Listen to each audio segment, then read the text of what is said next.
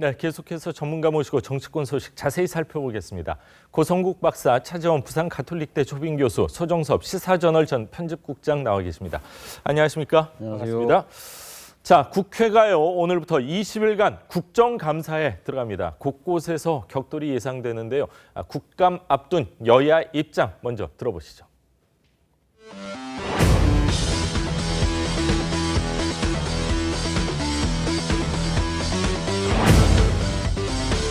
평화는 경제다. 인생 살리고 경제 살리고 평화를 살리는 국감을 만들어갈 것을 국민 여러분께 약속드립니다. 국민의 눈으로 정확하게 감시하고 살피겠습니다. 한눈만 패는 그런 집중성과 끈기로 국민들의 알 권리를 제대로 대변해내는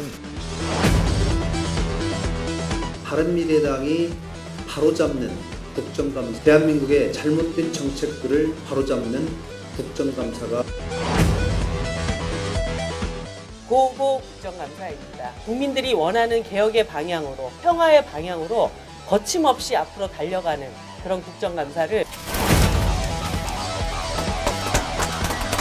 경제, 민생, 평화를 챙기는 민주평화당의 국정감사를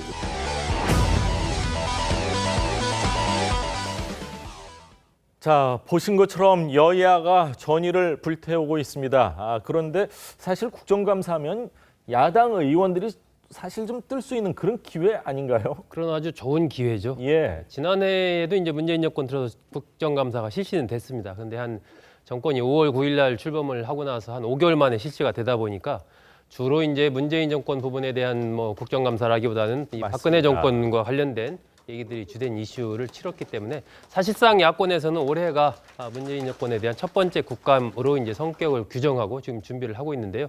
자유한국당 같은 경우는 민생 정권 파탄 심판 국감이다. 이렇게 이제 국감을 정의를 했습니다. 바른미래당 같은 경우는 이제 바로 잡는 국감이다. 라면서 이 여권에 대한 강도 높은 어떤 공세를 예고를 한 그런 상황이고요. 특히 이제 정부가 소상공인 소속 단체들에 대해서 여러 가지 조사를 하겠다라는 부분이 최근에 이슈가 하나 불거졌지 않습니까? 예. 이런 부분은 뭐 자유한국당과 바른미래당이 지금 공조 체제를 구축해서 비판을 하려고 하는 그런 움직임까지 보이고 있습니다. 이에 맞서서 여권은 평화가 경제다라는 슬로건을 내걸고 민생 평화 개혁 국감으로 이번 국감을 가져가겠다 이런 또 방어막을 치고 있는 상황인데 전체적으로 본다면 뭐 판문점 선언에 대한 비준 문제라든지 예. 또 최저임금 또 이 소득주도 성장 등과 관련된 이 경제 정책에 대한 논란 그리고 인사 문제와 관련된 여러 가지 낙하산 인사 논란 이런 부분들이 아무래도 이번 국정감사의 주된 어떤 이슈가 되지 않을까 지금 이런 전망이 나오고 있습니다. 그렇군요. 국정감사 종합 상황실 뭐 현판식이라고 해야 되겠죠. 저걸 이렇게 붙이고 이제 여야 입장에서는 여기 좀 활용을 더 집중해라 뭐 그럴 것 같은데 자, 곳곳에 뭐 암초가 산적해 있습니다.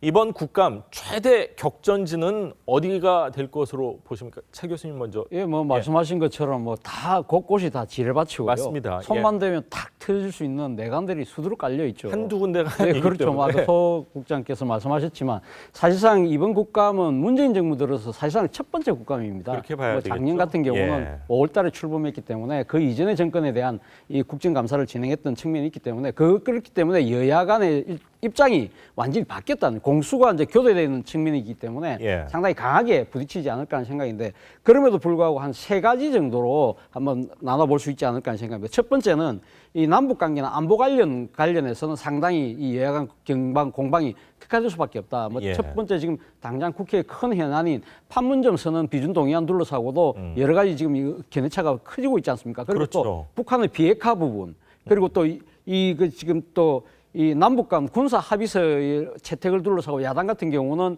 우리 전면적인 무장 해제라고 지금 상당히 반발하고 있는 상황이기 때문에 예. 이러한 부분 둘러싸고 외교통일위원회라든지 국방위 예. 또 정보위 이런 데서도 상당히 문제가 될 것 같고 그리고 또 국방위 같은 경우는 아마 또 개헌 문건 둘러싸고도 상당한 또 공방이 예상이 되고요. 위수령 문제요. 그렇죠. 예. 위수령 문제. 그리고 또 하나는 민생 관련 부분인 것이죠. 민생 관련 부분 관련해서는 특히 지금 부동산 문제를 둘러싸고는 뭐 지금 국토위나 기재위 그리고 또 소득주도 성장 둘러싸고 또 기재위 또 최저임금이나 노동시간 단축 한노회에서도 상당한 여야 공방이 예상되고요. 마지막으로 또 하나 우리가 짚어볼 대목이 아마 정치적 공방이 치열해질 수 있는 또 상임위가 있습니다. 예를 들면 유원회 교육부 장관이 이번에 그 취임한 교육이라든지 그렇네요. 그리고 또 이 심재철 의원의 그 저 뭡니까 예산 예. 업무 추진비 남용과 관련된 기획재정이. 통로 예. 기획 개정이 뭐 이런 데서 상당한 뜨거운 공방이 예상되고 있습니다. 예. 지금 얼핏 나열을 해도 정말 곳곳에 암초가 있는 것 같은데 고 박사님께서 보실 때 가장 아주 이 충돌이 클 것으로 예상되는 위원회가 어딘가요? 뭐 그건 확인 나름일 텐데요. 예. 그 전에 이제 작년 국감은 박근혜 정권에 대한 적폐청산 국감이었잖아요. 예. 근데 뭐 불가피했다 다들 이러고 넘어가는데 저는 그거 참 잘못됐다고 생각해요. 국감은 어쨌든 정권 잡고 있는 이제 정부에 대한 감사거든요.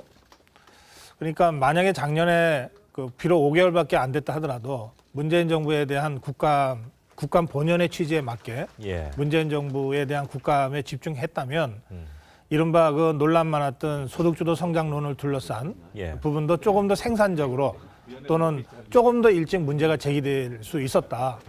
또 이른바 내로남불식의 국정운영 행태, 또 계속되는 그 인사 난맥상 이런 부분에 대해서도 정부 출범 초기에 정말 아무리 출범한 지 얼마 안 된다 하더라도 그 정부를 대상으로 한 국감을 여야가 생산적으로 진행했다면 예. 우리가 지난 1년 동안 봐왔던 그런 무수히 많이 우리가 지금 실망하고 있는 이 내로남불과 같은 행태나 예. 이런 인사 참사 같은 것들을 좀 사전에 우리가 걸러낼 수 있었지 않았겠는가. 뭐 줄일 수 있지 않았을까? 예, 그렇습니다. 그런 점에서 작년 국감을 이 적폐청산 박근혜 정권에 대한 국감처럼 진행했던 이 정치권은 1년 지난 지금은 좀 반성할 필요가 있다 그렇게 생각합니다. 예. 제가 이렇게 말씀드리는 이유는 이번 국감에도 여당은 뭐 당연한 것처럼 정부 여당의 정책을 부각하는 국감을 하겠다고 그렇겠죠. 좀 나서고 있어요. 예. 근데 국감은 그런 거 아닙니다. 예. 국감이란 뜻이 뭡니까? 국정을 국정 감사하는 거죠. 거잖아요. 예. 정부를 감사하는 거예요. 여당은 여당의 시각으로 정부를 감사하는 겁니다. 예. 야당은 야당의 시각으로 정부를 감사하는 거예요. 그러면 문재인 정부가 100% 완벽한 정부입니까? 퍼펙트합니까? 안 그렇잖아요. 예. 그러면 여당 입장에서도 문제점이 있으면 지적하고 개선책을 만들어내야 되는 거예요.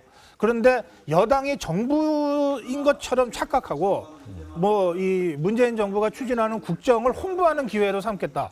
야당의 공세에 어떻게든 우리가 차단 한번 해보겠다. 방패막이 되겠다. 이렇게 하는 순간 우선 여당은 입법기관으로서의 역할을 스스로 포기하는 겁니다. 예. 그리고 정말로 정부에 대한 감사가 돼야 될 국정감사가 여야 간의 정쟁적 갈등으로 이게 변질되어 버립니다. 이렇게 되면 나중에 잘해봤자 양비론의 틀에 빠지게 되죠. 예. 그런 점에서 저는 이번 국감에서는 저는 우선 더불어민주당부터 행정부를 감사하는 입법부의 최소한의 기능에 충실할 것을 제가 주문하고 싶습니다. 그렇군요.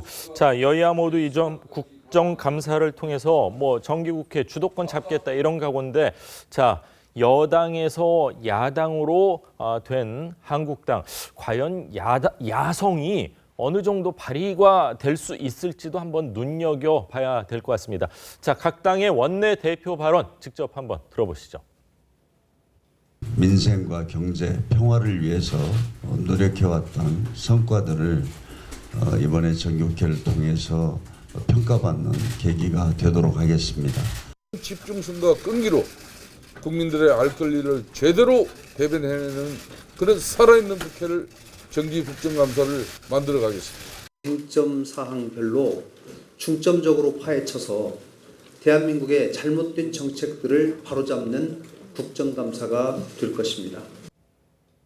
자, 오늘부터는 뭐 메인 뉴스 포함해서 많은 뉴스에서 국정감사 이슈들, 리포트들이 굉장히 많이 나갈 텐데 눈여겨 지켜봐야 될 것 같습니다. 자, 그런데 뭐 국보라고 뭐 국보죠. 국보급 투수다. 항상 이런 수식어가 붙었던 선동열 감독이 국정감사 증인으로 채택이 됐는데 뭐 앵커의 개인 의견을 이야기하는 건 좀 그렇습니다만 저는 야구 팬으로서 굉장히 속상하네요. 오늘 이제 문체위의 증인으로 채택이 됐죠. 예. 지난번에 아시안 게임 때 일부 선수에 대한 선발과 관련해서 여러 가지 이른바 좀 청탁을 받아서 선수를 선발한 것 아니냐 뭐 이런 의혹들이 이제 불거졌지 않습니까? 예. 그런 논란이 커지다 보니까 문체위에서 이제 증인까지 채택을 했는데 선동열 감독은 얼마 전에 이제 그 입장을 좀 밝혔었죠. 어떤 선수 선발 과정에서 청탁도 없었고 어떤 불법적인 행위도 없었다. 그러면서 근거 없는 비난이나 어떤 추측, 명예훼손 이런 것들은 자제돼야 된다. 이런 입장을 밝혔는데 예. 오늘 국정감사에 나와서도 아마 비슷한 입장을 밝힐 것으로 예상이 됩니다. 그런데 일부 의원들은 이제 선동열 감독이 선임된 그 과정 자체도 좀 불투명하다. 예. 이렇게까지 좀 얘기를 하고 있기 때문에 예. 오늘 아마 선동열 감독에 대한 어떤 의원들의 공세 질문이 이어질 것으로 보이기 때문에 어떤 예. 답변을 내놓을지 좀 주목이 되고 있는 상황이고요. 그렇군요. 과기정통위 같은 경우는 이제 김범수 카카오 의장이 또 나옵니다.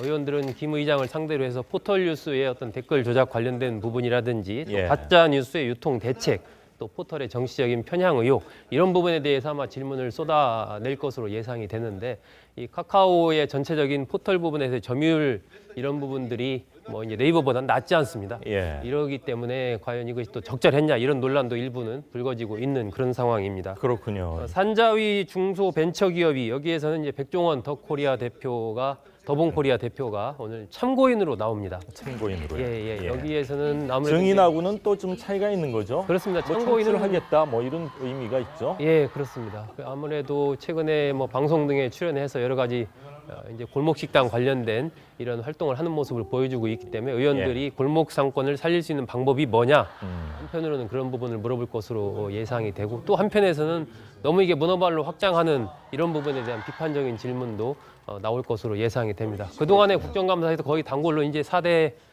그룹의 총수들이 조금씩 나왔었지 않습니까? 이번에는 없죠? 이번에는 없습니다. 그렇군요. 자, 국가대표, 야구, 감독, 뭐 코치들이 있기 때문에 잘 상의해서 하지 않았을까? 그리고 선발권은 감독이 100% 갖고 있는 거 아닌가? 그리고 국회의원들 같은 경우는 보좌관을 뽑을 때 국회의원 본인이 다 가지고 있는 거 아닙니까? 그거를 비교했을 때 과연 증인으로 채택하는 것이 물론 국회에서 했으니까 그럴 수도 있다 생각하지만 좀 이해 안 되는 부분도 있는 것 같습니다. 자, 다음 이야기를 좀 하겠습니다. 국가보안법 개정을 시사한 듯한 이해찬 민주당 대표 평양 발언을 놓고요. 정치권이 뜨겁습니다. 어제 이 대표가 직접 해명을 했는데요. 잠시 들어보시죠. 국가보안법을 개정해야 된다고 표현한 게 아니고요. 소감이 어떠냐 그렇게 묻길래 대립 대결 구조에서 평화 공존 구조로 이렇게 넘어가기 때문에 이제는 그에 맞는 제도라든가 법률이라든가 이런 거를 검토할 필요가 있다. 국가보안법도 그 중에 하나다. 국가보안법 뭐 폐지한다, 개정한다 이렇게 얘기한 게 아니고. 네, 논란이 됐던 또 다른 발언이죠. 살아있는 동안 절대로 정권 뺏기지 않겠다 했던 발언에 대해서도 이 대표가 직접 해명을 했습니다. 들어보시죠. 제가 전당대회 할 적에 20년 집권론을 강조를 했는데 제가 앞으로 20년 살겠어요. 40년 사시겠어. 네, 논란이 된 발언에 대해서 적극적으로 해명을 하면서 약간은 뭐 반농담식으로도 이야기가 뭐 주곡하고 뭐 이러고 있지만 자, 저런 해명 어떻게 보셨는지요, 구 박사님? 저걸 해명이라고 들어야 됩니까? 예. 뭐 20년 이 장기 집권 또 북한에 가서 이 하여튼 죽기 전까지는 정권 지키겠다 이렇게 예. 얘기를 해놓고 문제가 되니까 내가 20년 살겠습니까? 이런 식의 무슨 아주 썰렁한 농담으로 이게 무슨 맞습니다. 그냥 넘어가는 이거는 해명도 아닙니다. 더구나 그렇게 따지면 내가 20년 살겠습니까 했는데 추미애 전 대표가 40년 사실 거라고 했으니까 40년 장기 집권론을 또 제기한 거 아닙니까? 예. 그런 식의 그 농담적 오법으로 따지자면 저걸 무슨 해명이라고 얘기합니까? 더구나 국가보안법 문제는 이거는 그 국기와 직결되는 문제거든요. 북한이 지난 70년 동안 한 번도 포기한 적 없는 두 가지 요구. 주한미군 철수와 국보법 폐지. 그 한 축인 국보법 폐지를 평양에 가서 얘기한 거거든요. 예. 물론 표현은 이해찬 대표가 얘기한 그대로입니다. 개정이나 폐지가 필요하다고 얘기한 게 아닙니다. 그렇죠. 전반적으로 검토가 필요하다고 얘기했습니다. 그러나 아니 그러면 그 얘기를 꼭 개정이나 폐지라고 얘기를 해야 개정 폐지론이 됩니까?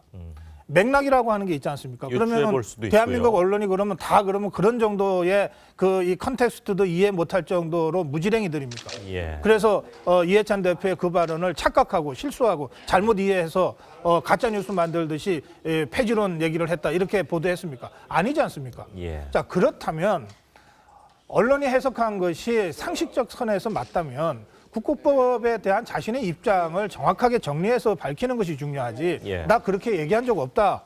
마치 그 언론의 그 책임을 떠넘기는 듯한. 뭐 기자가 묻길래 제가 검토가 필요하다고 했을 뿐입니다. 라고 하는 식의 얘기가 과연 국민들한테 예. 이게 설득력 있는 해명으로 다가가겠는가. 그 점에서 저는 두 가지 대목 다 매우 부적절한 수준의 해명이었다. 그렇게 좀 생각합니다. 평화 협정 이후에 뭐 개정 논의할 수 있다 뭐 이 정도로 또 해명을 한 것 같은데 그 부분에 대해서는 어떻게 평가하십니까? 저는 어제 이해찬 대표의 발언을 듣고 조금 놀랐어요. 예. 그러니까 뭐 과거 어린이 시사 프로그램 제목 중에 이런 말이 있어요. 우리 아이가 달라졌어요. 이 표현을 그 차용하면 예능 프로그램이었죠? 예, 예능 프로그램을 차용하자면 우리 해찬이가 달라졌어요라는 타이틀을 달 정도의 그 해명이 있지 않나 하는 생각이 드는데 사실 뭐 이해찬 대표하면 강한 소신과 원칙론자 아니겠습니까? 그리고 본인이 한번 던진 이슈에 대해서는 스스로 이렇게 본인이 발을 빼는 경우가 거의 없거든요. 그런데 어제는 진짜 본인이 문제 제기를 한 부분에 대해서 발을 빼는 예. 아주 이해찬답지 않은 행동을 보였다는 것이죠. 그런데 네. 저는 분명히 정치적 노림수는 분명히 있다고 봅니다. 본인 입장에서는 아마 국가보안법 개정안을 그러니까 지금 이야기를 했다가 지금 발을 빼내는 부분은 물론 평양이라는 데서 이야기했다는 장소의 부적절성 뭐 그런 측면들도 있지만 제가 생각했을 때 2004년도의 경험이 녹아 있지 않을까. 예. 2004년도 과거 열린우리당 집권 시절에 그렇네요. 국가보안법을 강력하게 밀고 나갔다가 그것이 결국 자초하면서 사실 이 여당 내의 이 그 전열이 흐트러지는 그런 상황을 자초했다는 측면이 있는 것이거든요. 그리고 두 번째는 지금 제가 생각했을 때는 지금 뭐 판문점 선언이다, 국회 비준 동의안이다, 그리고 또 남북 군사 그 합의서 채택에 따른 여러 가지 보수 야당의 반발들 이런 부분들이 상당히 강한 상황에서 국가보안법 문제까지 지금 들고 나갔을 경우에는 예. 자칫 보수 지지층들이 결집을 갖고 와서 그렇네요. 혹을 떼려고 하다가 혹을 붙이는 상황이 될 수 있다는 판단이 있을 거고요. 또 세 번째는 어차피 남북 관계가 순풍이 불고 상당히 잘 돌아가고 북미 간에 상당히 협상이 타결돼서 본인이 이야기한 것처럼 평화협정의 단계까지 간다고 한다면 국가보안법 뭐 개정 차원을 넘어서 폐지까지 이건 당연한 수순이 될 것이다. 예. 손 안 대고 코 풀 수 있는데 내가 굳이 이렇게 이야기할 필요가 있을까?라는 식으로 일종의 원칙론자에서 현실주의자 또는 실용주의로 약간 좀 그렇게 변한 측면이 있는 것이고 또 하나의 측면은 실선원 아닙니까? 그리고 예. 총리까지 했습니다. 이제는 노예한 정치력을 저는 보이고 있다는 생각도 듭니다. 예. 일단 이슈를 한번 먼저 던져놓고 그리고 거기에 대해서 발을 빼면서 자신은 정치적 부담은 자신은 그 뭡니까 이렇게 정치적 부담은 사양하면서 이슈는 계속적으로 만들어내는 일종의 노예한 정치력을 보여주고 있는 측면도 있다는 생각도 듭니다. 많이 유연해졌다 이렇게 말씀을 해주셨는데 어르신들이 이야기할 때 그러고 교육을 계속 받으면서 말은 때와 장소를 잘 가려서 해라 이런 얘기를 들었는데 때보다는 그 장소에 잘못된 부분이 있지 않았나 많은 언론들이 그걸 지적하고 있는 것 같습니다. 자, 오늘 세 분 말씀은 여기까지 듣겠습니다. 감사합니다.